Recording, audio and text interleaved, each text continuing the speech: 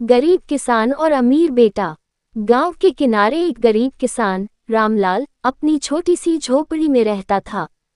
वह दिन रात मेहनत करता, खेतों में पसीना बहाता, लेकिन उसकी आमदनी इतनी कम थी कि मुश्किल से घर का गुजारा चलता। दूसरी ओर उसी गांव में एक बड़े जमींदार सेठ हरप्रसाद का आलीशान बंगला था। सेठ के पास धन दौलत की कोई कमी नहीं थी। उनका बेटा राजीव महंगे स्कूल में पढ़ता और आरामदायक जीवन व्यतीत करता था। रामलाल का बेटा मोहन बचपन से ही अपने पिता के साथ खेतों में काम करता था। वह देखता था कि उसके पिता कितनी ईमानदारी और मेहनत से काम करते हैं। दूसरी ओर राजीव का जीवन ऐशो आराम में बीतता था। उसके पास महंगे कपड़े, नए नए खिलौने और आधुनिक सुविधाएं थीं। लेकिन उसे यह नहीं पता था कि धन कमाने में कितनी मेहनत लगती है। एक दिन स्कूल में टीचर ने सभी बच्चों से पूछा, सच्ची खुशी किसमें होती है? मोहन ने जवाब दिया, मेहनत करने और दूसरों की मदद करने में। राजीव ने कहा, पैसे और आरामदायक जीवन में। टीचर ने मुस्कुराते हुए कहा, सच्चाई का पता अनुभव से ही चलता है। गर्मी की छुट्टियों में राजीव के पिता ने सोचा कि उनका बेटा मेहनत का मूल्य सीखे। उन्होंने उसे गांव में 1 महीने रहने और किसान का जीवन जीने के लिए भेज दिया। राजीव को यह बहुत बुरा लगा, लेकिन उसे मजबूरी में गांव जाना पड़ा।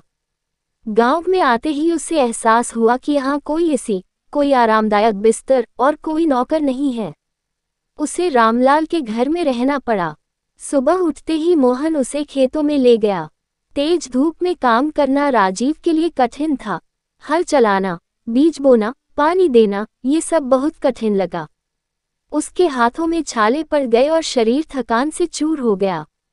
शाम को जब वह घर लौटा तो उसे रामलाल की पत्नी ने सादा रोटी और दाल दी।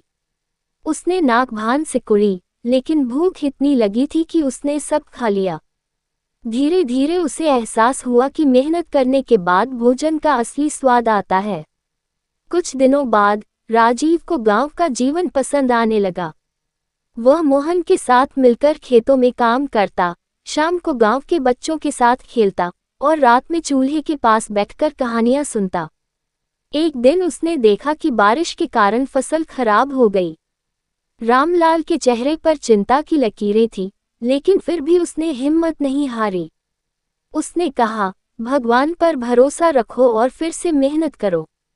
राजीव को पहली बार एहसास हुआ कि असली खुशी सिर्फ पैसे में नहीं, बल्कि मेहनत और संतोष में होती है। जब उसका गांव में रहने का समय पूरा हुआ तो वह बदल चुका था। जब वह घर लौटा तो उसने अपने पिता से कहा, पापा, मैं अब समझ गया कि मेहनत और संतोष का जीवन ही असली खुशी देता है। पैसे से आराम खरीदा जा सकता है, लेकिन सुकून नहीं। उसके पिता उसकी बात सुनकर गर्व से मुस्कुराए। वह जान गए कि उनका बेटा अब जीवन का सच्चा अर्थ समझ चुका है। इस कहानी से हमें ये शिक्षा मिलती है कि जीवन में मेहनत, ईमानदारी और संतोष का मूल्य सबसे बड़ा होता है। ऐशो आराम अस्थायी होते हैं, लेकिन आत्मसंतोष और कठिन परिश्रम का फल हमेशा सुखदायी होता है।